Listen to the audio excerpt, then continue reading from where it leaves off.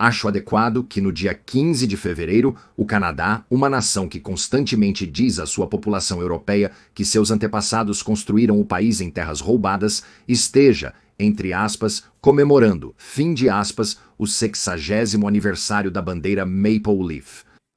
O primeiro-ministro do Canadá, Justin Trudeau, que acolheu milhões e milhões de migrantes, com uma grande predominância de homens, devo acrescentar, e disse que aqueles que chegam não têm nada a assimilar, pois o país é um estado pós-nacional. Bem, ele também está incentivando o chamado orgulho canadense.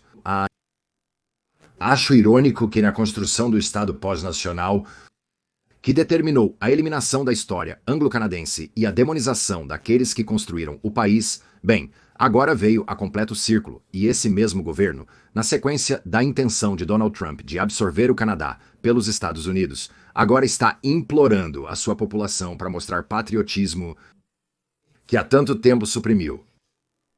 Claramente, a diversidade há muito apregoada como a maior força do Canadá agora foi mostrada para todos como nada mais do que uma miragem, e que as únicas pessoas que ainda acreditam que o Canadá é algo mais do que uma zona econômica, um mercado de pulgas, se quiser, são os boomers que se apegam a uma imagem do Canadá que já não existe mais.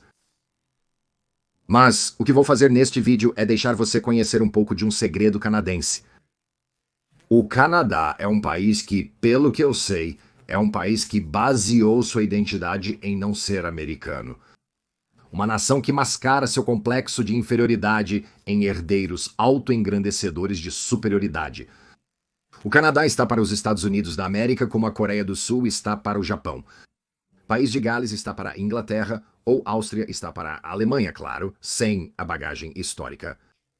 É um país que é negligenciado, esquecido, desconhecido e, na maioria das vezes, as pessoas não se interessam por ele por causa de sua proximidade com o Colosso, ou seja, os Estados Unidos.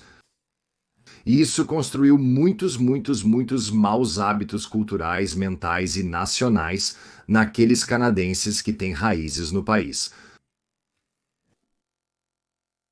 O presidente Donald Trump falou nos últimos meses sobre seus planos de absorver o Canadá para os Estados Unidos.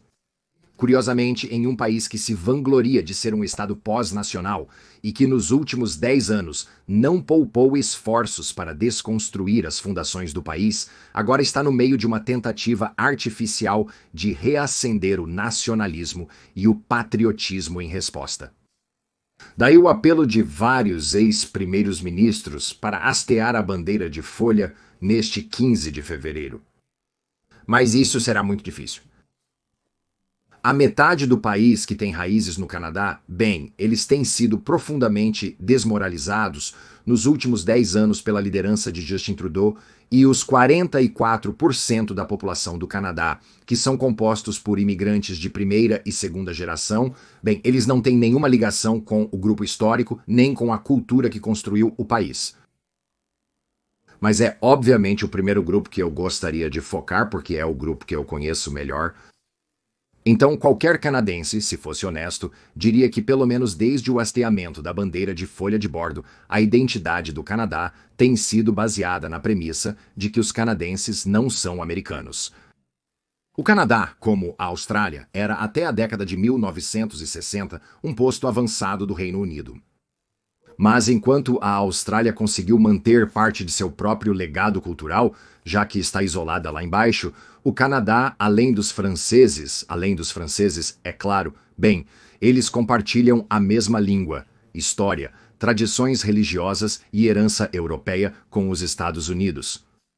E por essa razão, os canadenses têm encontrado muita dificuldade para se diferenciar de seu vizinho do sul.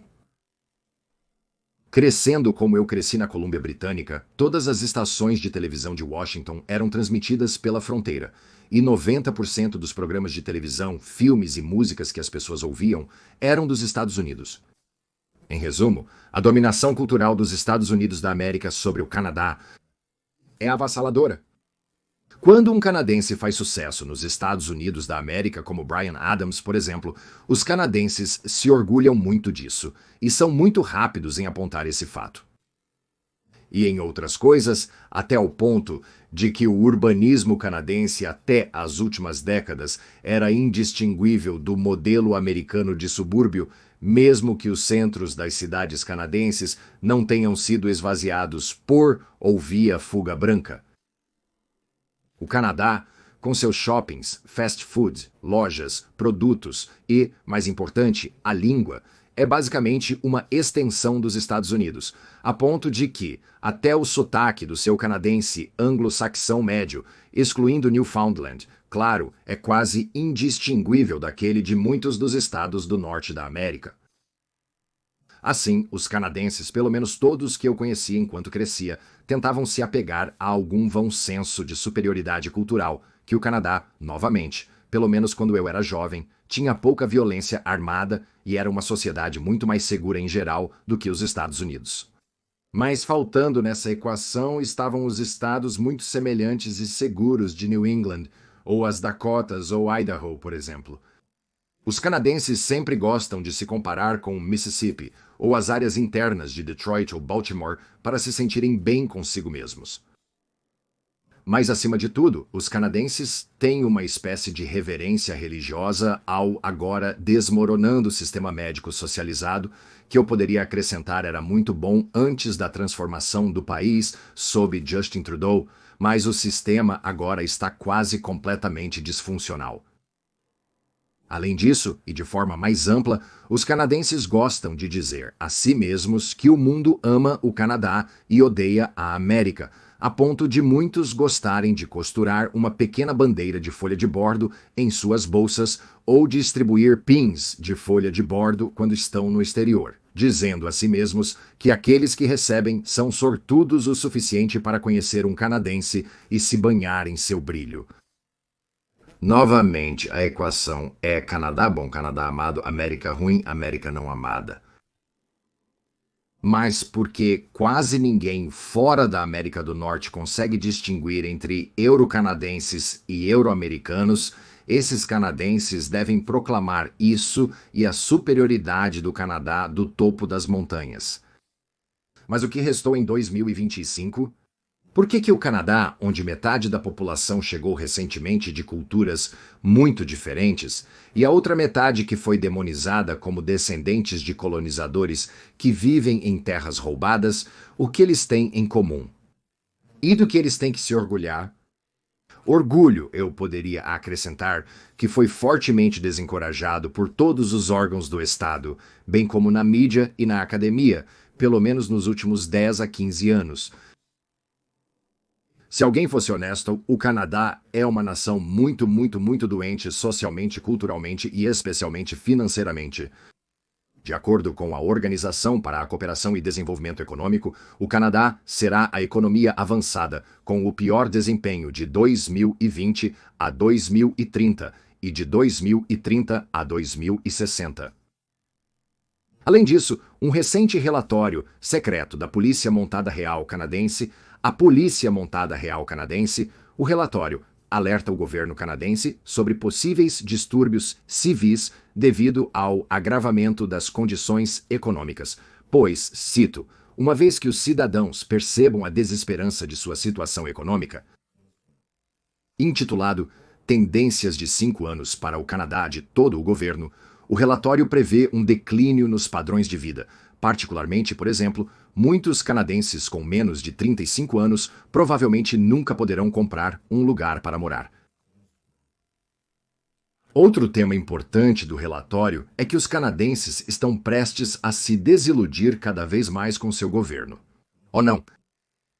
O Canadá é agora uma nação que está experimentando simultaneamente a falha da ideologia, falha das instituições, falha da política fiscal e uma sociedade falida. E isso é de acordo com a Polícia Montada Real Canadense. Não há um único indicador que eu possa encontrar que o Canadá é uma nação com algo além de um futuro sombrio à frente. E isso, vale ressaltar, é para a pessoa média. Sabe o que é realmente triste? É que eu diria que o Canadá pré-Trudeau era, de fato, a inveja de muitos americanos. Até os conservadores gostavam do Canadá. E todos nós conhecemos aquela pessoa liberal que disse eu odeio a América e estava determinada a se mudar para o Canadá por causa de armas ou saúde ou algum outro motivo assim. Não ouço ninguém dizer que vai se mudar para o Canadá há anos. E é triste, é realmente triste. No entanto, não é tudo tristeza e desespero para todos. Simplificando, se você é canadense e está ouvindo isso, não desista. Só porque um cara que gosta de flertar com blackface e exibir suas meias fabulosas destruiu o outrora brilhante futuro de uma nação infelizmente quebrada. O caminho será árduo, ninguém nega isso. Mas é um caminho difícil que foi deliberadamente criado. Mas uma vez que suficientes pessoas percebam o desespero da situação que foi novamente projetada pela elite do Canadá, é quando a mudança acontece rapidamente. A questão é, além de perder um sistema médico socializado em ruínas, o que o canadense médio tem a perder se tornando parte dos Estados Unidos. Eu acho que tem tudo a ganhar e isso é apenas a minha opinião. Porque os canadenses pensaram que sinalizar virtude global lhes daria reconhecimento eterno por sua infalibilidade moral. Em vez disso, o que eles têm é um país pós-nacional que muito poucos que vivem nele, exceto os boomers delirantes, muito poucos que vivem nele se importam mais com isso. Se alguém fosse honesto, neste 60º aniversário, foi a elevação da bandeira de folha de bordo e sua substituição pelo pavilhão vermelho que sinalizou a espiral de morte da nação do Canadá. E foi o regime Trudeau e sua laia associada que cravaram os pregos finais na tampa do caixão da nação. É isso. Fim. Obrigado por assistir. Se você gostou do vídeo, por favor, verifique se ainda está inscrito e também dê um like se quiser ajudar o canal, seria muito apreciado. As maneiras de fazer isso estão na descrição abaixo. Também lembre-se de conferir o patrocinador do vídeo de hoje, Fume, que ajuda você a quebrar maus hábitos com melhores alternativas. O link está na descrição e no post fixado. Com isso, te vejo no próximo vídeo. Tchau por agora.